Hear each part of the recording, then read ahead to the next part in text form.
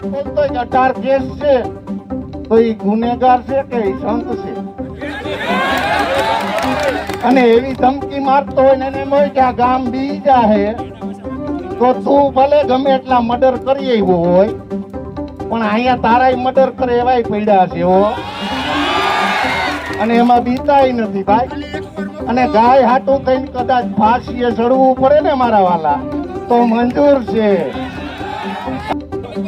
કોઈ પણ રાજકીય પાર્ટીએ ગામમાં સુપેડી ગામમાં આવવું નહીં.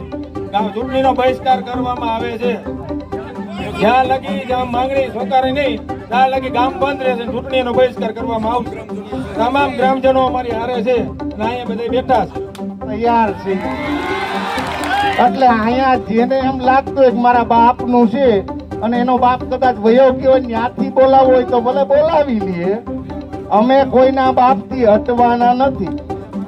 તારમાં પૈસા ભેરા મંદિરમાં અંદર કરે ને એનો કોઈ વાંધો નથી. એ એના ગુરુએ આ પાડેલી છે.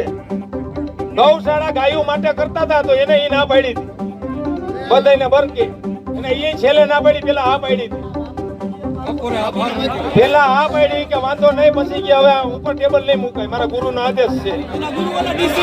હા બાપુ છે હાજર આયા. બાપુ આ બધો મારા દીકરા એમ કે અમારા બાપનું છે. હવે તમે તમારી માના નો થયા તો તમારા બાપનું શું થાય દીકરાઓ?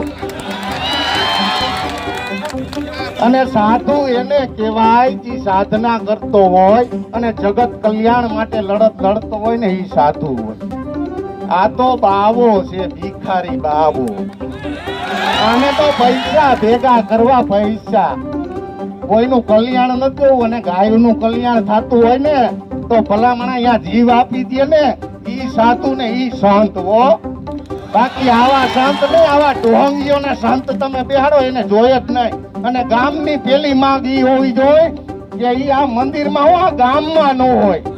જોયું જ નહીં.